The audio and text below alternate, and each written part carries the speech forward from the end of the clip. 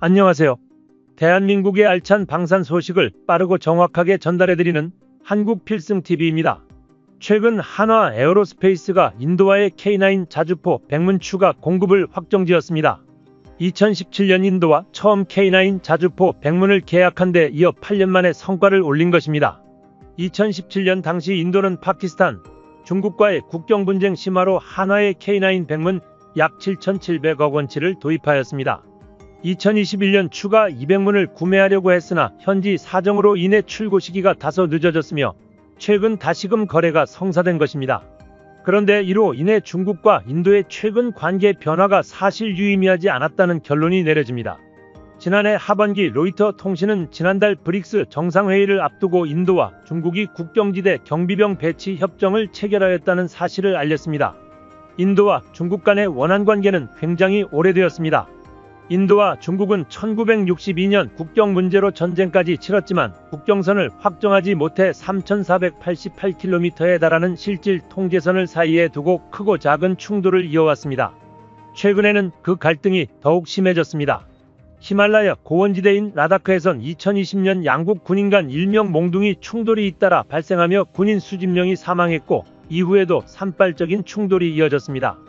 인도는 중국과의 협력 프로젝트를 중단하고 중국 기업에 제재를 가하기도 했으며 미국 주도 대중국 견제 안보협의체 쿼드에도 가입하여 중국을 압박했습니다. 이후 양국은 군사적 충돌을 줄이고자 여러 차례 외교적 군사적 협상을 벌였고 최근 브릭스 정상회의를 앞두고 라다크 순찰 방식에 합의하게 된 것입니다. 인도와 중국은 국경 분쟁 지역에서 양국 군병력을 철수하기 시작했다고 인도 일간 타임스 오브 인디아가 전했습니다. 보도에 따르면 인도군 소식통은 양국 군대가 인도 북부 라다크 동부의 뎁산과 댐초크에 배치한 병력을 단계적으로 철수하기 시작했다는 것인데요. 병력 철수와 시설물 철거에 일주일가량 소요될 것이라고 덧붙였습니다. 이것만 본다면 인도와 중국이 원만한 합의를 이룬 것처럼 보이지만 실상은 그렇지 않다는 것입니다. 중국은 인도와의 경계지역에 배치하던 엄청난 물량의 전투기를 뒤로 물렸지만 여전히 가까운 지역의 인도를 향한 수많은 중국산 전투기가 배치되어 있습니다. 이에 인도는 한국산 K9 추가 도입을 확정하고 최근에는 대한민국 전투기 대량 도입까지 고민하고 있는 것입니다. 인도 국방장관은 인도 공군이 사용할 최신형 전투기가 현재보다 최소 200여 기는 더 많이 필요하다는 언급을 했습니다.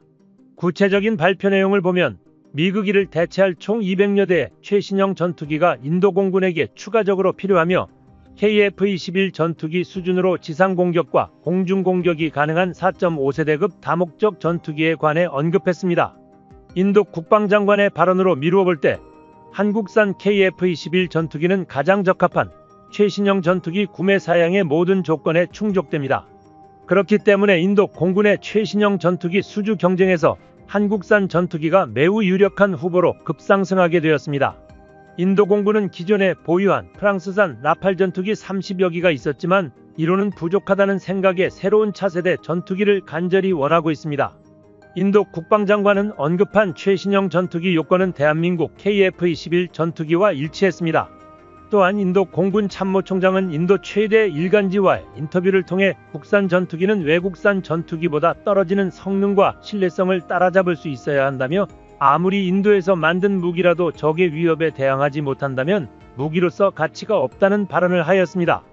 이 모든 발언들은 대한민국 KF-21 전투기 도입을 위한 밑그림이 되고 있습니다. 이러한 인도의 움직임으로 인해 현재 중국 정부와 국영 언론에서는 한국산 KF-21 전투기에 대한 경계보를 내렸습니다. 중국의 국영 언론들은 KF-21 시제 1호기부터 6호기까지 모두 출격을 마쳤으며 블록2 개발이 진행됨과 함께 대한민국 실전기체가 서서히 모습을 드러내는 점을 고려했을 때 인도의 KF-21 전투기 도입 가능성을 제기했습니다. 중국 언론이 이에 대한 보도를 하는 분위기가 심상치 않습니다. 중국 언론에서 인도가 KF-21 전투기를 도입할 것이라는 보도가 등장한 계기는 인도 육군 참모총장이 한국을 방문한 직후부터였습니다. 국내에서는 방한 결과가 비밀리에 붙여져 이에 대한 궁금증이 더욱 증폭되었는데요. KF-21 전투기에 관련한 양국의 논의 내용에 대해서 비밀리에 진행되었지만 특이하게도 한국 국내 언론보다도 중국 매체들이 앞다투어 인도의 KF-21 전투기 도입 가능성에 대한 보도를 진행하는 상황이 벌어진 것입니다. 그리고 그 이후 빠르게 인도와 한국의 합의가 진전되어 현재 인도는 한국산 K9 백문 도입을 확정지었습니다. 중국 측은 한국산 무기인 K9 자주포와 KF-21 전투기가 국경지역에 배치되는 것을 상당히 경계하고 있는 상황인데요. 그 때문에 인도 국방부 관계자와 한국 고위 관계자 간의 만남을 경계하며 빠르게 보도해야 되는 것이었습니다. 인도군이 중국 접경 지역에 배치한 K9 자주포를 접한 이후 중국은 한국산 무기라는 공안증을 가지게 되었습니다. 이로 인해 현재 인도 국방부는 중국을 견제할 차세대 무기체계에서 가장 신뢰하는 1순위가 한국이 되었습니다. 인도의 현지 언론 매체들 역시 현실적으로 인도가 믿고 선택할 수 있는 선택지는 한국의 KF-21 전투기 밖에 없다는 보도를 진행했습니다. 특히 인도 내의 군사 전문가들은 KF-21 전투기의 양산 시기까지 고려하여 한국 전투기에 대한 지지를 보냈습니다.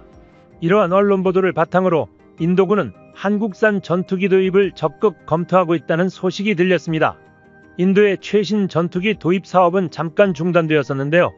사실 인도의 속사정을 보자면 우리가 잘 알고 있는 무기 시장의 현황과 비슷합니다. 신뢰성에 대한 문제에서 비롯된 것이죠. 인도에서 가장 중요시하는 것은 유지보수는 물론 가격 대비 강력한 성능이 보장되는 국가의 전투무기를 구입하길 원하고 있는데요. 이러한 인도 정부와 인도군의 요구에 딱 들어맞는 나라를 찾자니 한국만이 유일하다는 것입니다. 실제로 인도에서 구매해간 K9에 대해 한국은 유지보수와 그 성능을 보장해주고 있었습니다. 그렇기 때문에 인도는 KF-21 전투기가 양산되는 2026년까지 현재 가진 라팔 전투기 30대로 버티며 KF-21 전투기를 인도받으려는 것이죠. 이를 주목한 외신들은 한국은 인도와 K9 자주포 성공에 힘입어 대한민국 방산업체들의 약진을 예상하고 있다며 인도 정부와 인도군의 요구에 부합하면서 성능과 가격을 만족시킬 수 있는 나라는 한국뿐이라는 것을 세계가 인정하고 있다고 전했죠. 실제로 국내외 군사무기 전문가들은 KF-21 전투기가 틈새 시장에서 300대에서 400대가량 해외 수출이 가능한 잠재력이 높은 기체라고 전망하였으며 대한민국이 이미 보유하고 있는 T-50 훈련기와 FA-50 전투기의 수출 이력이 그것을 방증한다고 설명했습니다. 실제 한국은 국제 군용기 시장에 진입한 지 불과 10년 만에 7개 국가의 국산 군용기 200여 대 이상을 판매하는 놀라운 실적을 기록했습니다. 실로 KF-21 전투기 사업이 승승장구하고 있다는 것입니다. KF-21 사업을 추진하는 방사청과 한국항공우주산업은 동남아시아와 중남미, 유럽을 주요 수출국으로 손꼽고 있습니다. KF-21 수출과 관련한 구체적인 계약 내용이 알려진 바가 없기 때문에 미국산 엔진을 장착하고 있는 현재 KF-21 블록원의 경우 어느 정도 범위까지 수출 제약을 받게 될지는 섣불리 판단하기 어렵습니다. 하지만 인도에서는 미국산 무기가 이미 운영되고 있으며 미국의 동맹국으로 가입되어 있습니다. 그렇기 때문에 대한민국의 KF-21 전투기가 인도에 수출될 가능성은 굉장히 높아 보입니다. 사실상 미국과의 관계가 현재까지는 대한민국 전투기 수출에 있어서 가장 중요한 요소 중 하나입니다. 대한민국 KF-21 전투기는 우리가 처음으로 만든 차세대 전투기입니다. 사실 KF-21 전투기급 첨단 기술을 가진 전투기를 이 정도로 빠르게 전투용 적합 판정을 받으며 양산에 돌입해온 국가는 대한민국이 거의 유일합니다. 아직 세계 1위의 자리는 미국이 지키고 있지만 일부 부분은 한국이 앞서기 시작했습니다. 전투기 시장의 후발주자가 이토록 빠르게 기술을 발전시킨 것은 전 세계적으로 보더라도 굉장히 이례적입니다. 우리 한국의 빠른 기술 발전에 대해 세계는 지금도 놀라고 있습니다. 이렇게 한국이 전 세계의 돌풍을 몰고 올 정도로 성능에 뛰어난 전투기를 만들어낼 수 있었던 건 자주 국방을 위한 의지가 강했기 때문이라고 생각됩니다. 대한민국은 빠르게 국산화율을 높이고 있으며 그 중에서도 전투기의 꽃이라고 불리는 무장체계의 완성을 가장 중요하게 생각하고 있습니다. 한국의 적이라면 누구든 긴장할 수밖에 없는 우리 대한민국 무장에 대한 1월 2일 영상입니다. 1950년대 부하로 비행기를 시작으로 기술과 경험을 쌓던 한국은 KF-21 전투기를 개발, 국산 전투기로 영공을 지키는 단계에 다가섰습니다. 이제는 외국에 의존하던 항공무장 국산화까지 빠르게 추진하고 있습니다. 재작년 말 결정된 KF-21 단거리 공대공 유도탄 개발은 한창 성과를 보이고 있으며 장거리 공대공 유도탄 사업 역시 마무리 단계에 이르렀습니다. 한국은 이를 위해 세계 최고 수준의 기술을 적용할 예정이라고 밝혔는데요. 국방과학연구소가 만든 KF-21 능동전자주사 레이더와의 연동까지 추진하여 완벽한 국산 전투기 무장화를 계획하고 있습니다. 사실 전투기에서 가장 중요한 것이 바로 무장체계와 고기동입니다. 무장이 없다면 전투기는 전투기로서의 기능을 상실하고 항공기에 불과한 상황이 됩니다. 그렇기 때문에 국방과학연구소는 KF-21 전투기의 무장을 강화하여 최적의 무장을 탑재하는 것과 함께 무장 국산화를 가장 우선시하고 있습니다. 실제로 한국의 보라매는 하늘 위를 날아오르며 미사일을 뿜어내었으며 최근에도 남해상공에서 공대공 공대지 미사일 관련 시험을 비공개적으로 진행하고 있습니다. 오늘은 현재 얼마나 한국 KF-21 전투기의 무기 탑재가 얼마나 순조롭게 진행되고 있는지, 한국의 화력이 도대체 왜 어마어마하다고 불리는지 알려드리겠습니다. KF-21 전투기는 대한민국 군사기술력을 담아낸 무장체계를 장착하여 현대전장의 꽃이라고 불리는 전투기 무장을 강화시켰습니다. 한국의 무장 기술력이 점점 발전해감에 따라 주변국의 견제가 노골적으로 변하고 있습니다. 이는 한국이 완벽한 제공권 확보와 함께 주변국의 영공이 위협받을 수 있기 때문입니다. 그들은 대한민국 보라매의 무장체계에 대해 인정하고 있는 셈입니다. 현대 전장에서는 제공권을 위해 미사일 한 방에 몇십억이 넘는 돈을 투자합니다. 미사일에 돈을 투자하는 것은 투자 대비 성능이 뒤따르기 때문입니다. 한국산 초음속 전투기 KF-21 보라매는 매발톱처럼 날카로우면서도 상대방을 두려움에 떨게 할 미사일이 탑재되어야 합니다. 더불어 그 성능이 완벽히 보장되어야만 우리가 만든 전투기를 자신있게 수출하고 한국 공군의 전력 보강도 단단히 할 수 있습니다. 그렇기 때문에 KF-21 전투기에 들어가는 장거리 공대지 유도미사일, 일명 한국형 타우러스를 개발했습니다. 이는 원조 타우러스와 비슷한 수준으로 개발되고 있으며 사거리는 최소 500km를 웃돌 것으로 예상되고 있습니다.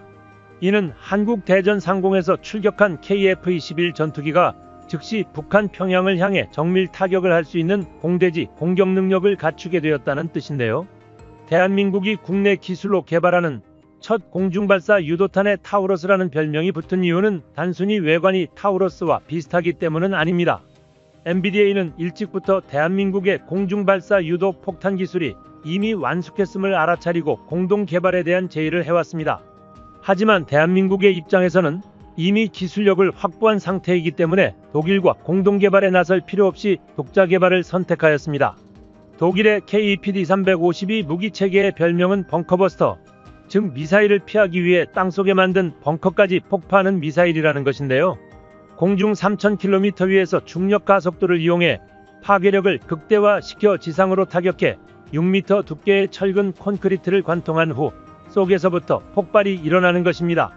한국형 타우러스도 동일한 위력을 가졌습니다.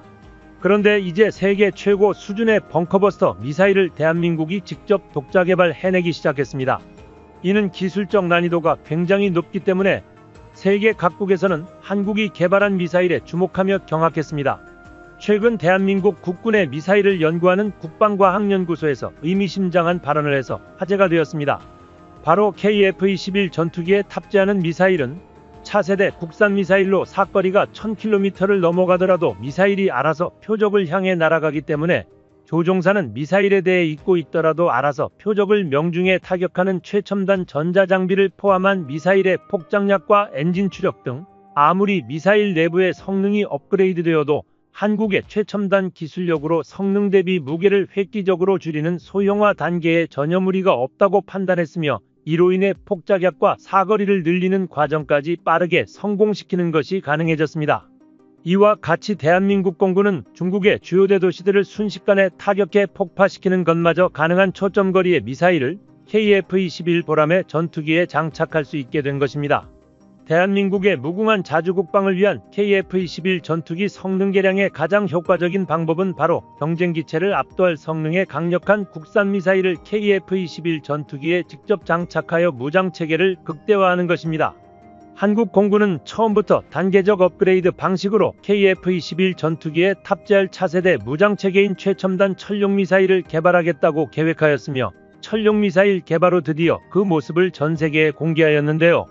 모습을 드러낸 웅장한 최첨단 천룡미사일이 지상의 목표물을 정확하게 타격하는 모습은 전 세계의 한국의 무기기술의 위상을 과시하기 충분하였습니다.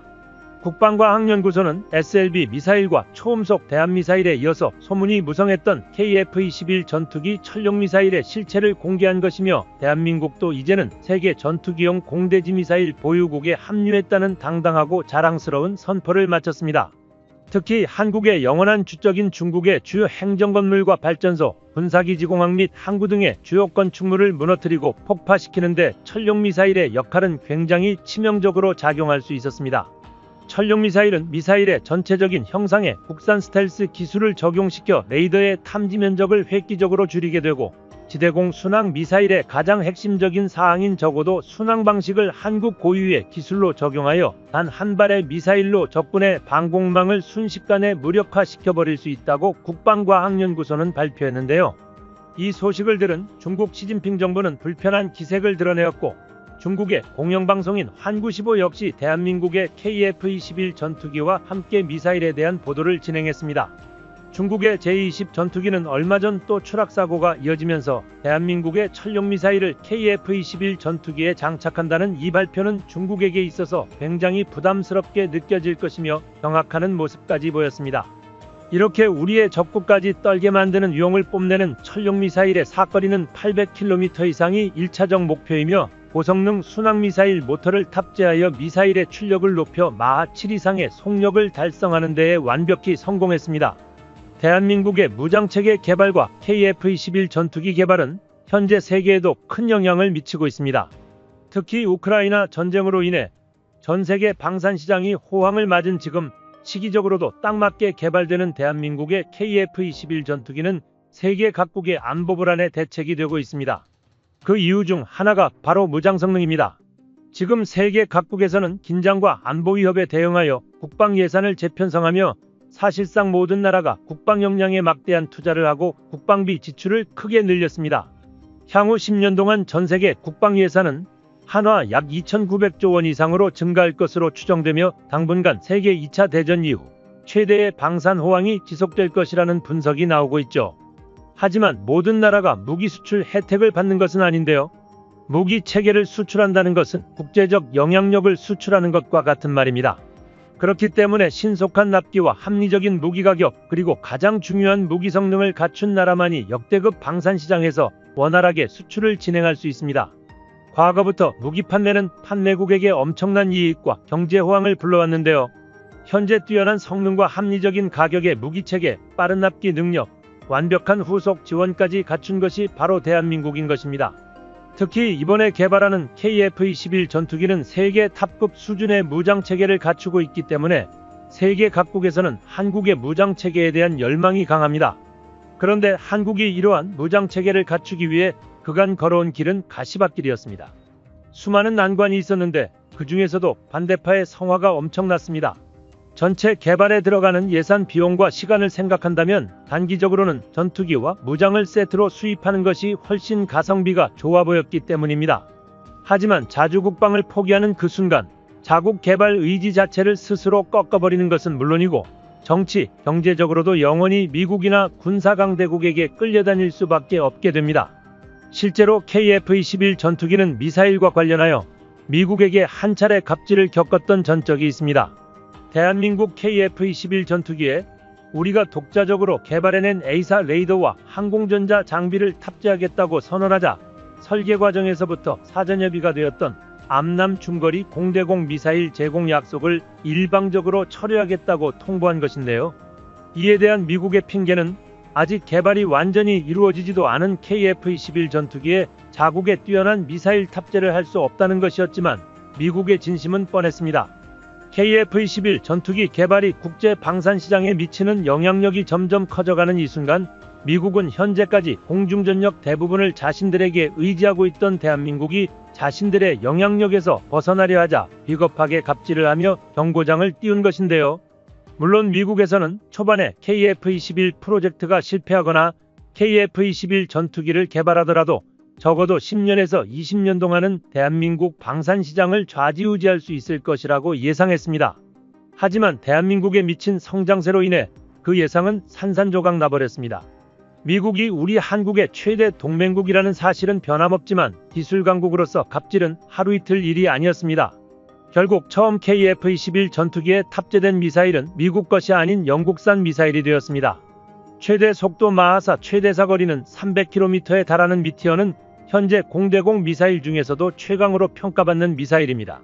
흡입한 공기를 압축하여 연료와 혼합해 연소시킨 뒤 그 가스를 고속으로 배출하면서 추력을 발생시키는 덕티드 램제트를 탑재하고 있는 것으로 유명합니다. 다른 고체 추진체 미사일보다 사거리가 3배 이상 길며 긴 사거리에도 속도는 빠르게 유지할 수 있어서 현존하는 가장 위협적인 공대공 미사일로 여겨지고 있습니다. 미티어 미사일 탑재가 공식화되면서 한국은 아예 단거리 공대공 미사일까지도 미국제에서 독일의 IRIS-T로 교체해버렸습니다. 같은 유럽산 공대공 미사일로 무장을 통일한 것이죠. 결국 유럽산 미사일만으로 KF-21 전투기 무장체계를 완성시키려는 순간 미국에서도 통합 허가를 내주었습니다. 덕분에 한국의 KF-21 전투기는 미국산부터 유럽산 미사일까지 모두 탑재 가능한 멀티형 전투기가 되어버린 것이죠. 이는 한국의 KF-21 전투기를 얕잡아보는 중국을 참교육시켜버릴 수 있을 정도의 전력인데요. 게다가 미국 정부에까지 KF-21 전투기 개발 당시에는 미국의 도움 없이 반드시 실패할 것이라 비웃었지만 이제는 세계의 주목을 받고 있는 KF-21 전투기를 보며 미사일이라도 판매하기 위해 허가를 내주었습니다. 결국 이러한 무장통합은 한국에게 유리한 상황을 만들었습니다. 미국, 영국, 독일의 무장이 모두 통합되어 있는 만큼 KF-21 전투기의 확장성은 세계 방산 역사에 한 획을 그었는데요. KF-21 전투기를 원하는 나라들이 각자의 사정에 맞춰 편하게 도입하는 것이 가능해진 것입니다. 이 때문에 세계 전투기 시장에서 KF-21 전투기의 위상은 더욱 높아졌죠. 특히 대한민국은 북한과 직접적인 군사 대치 중인 나라이기 때문에 전자, 자주포, 미사일 등 지상전에 필요한 화력 위주의 무기체계 개발에 집중했습니다. 또 대규모 상비군을 무장시키고 유사시를 대비해 대량 생산체계까지 유지하고 있습니다. 이로 인해 한국은 생산 능력과 납기, 가격적 측면에서는 세계에서 우위에 설 수밖에 없었습니다. 거기에 화력 위주의 무기체계 개발에 힘입어 한국 무장체계의 화력은 세계 최선두를 달릴 정도로 놀랍습니다. 한국이 괜히 화력의 나라라고 불리는 것이 아닙니다. KF-21 전투기의 화력은 물론 개발이 완성되어가는 일명 핵탄두 미사일, 현무5의 화력도 세계가 놀랄 정도입니다. 이 역시 지상무기인데 대한민국은 2200대 이상의 전차 자부포와 곡사포를 모두 합해 11,000문이 넘는 포병 전력을 가졌으며 국토면적 대비 엄청난 규모의 육군 전력을 가졌습니다. 하지만 항공기술에 대해서는 불모지였지만 이제 대한민국은 전투기 시장에서도 막강한 경쟁력을 확보하기 시작했습니다. 기존 화력 기술을 가지고 있던 대한민국이기 때문에 한국의 항공무기체계는 빠르게 발전하고 있습니다.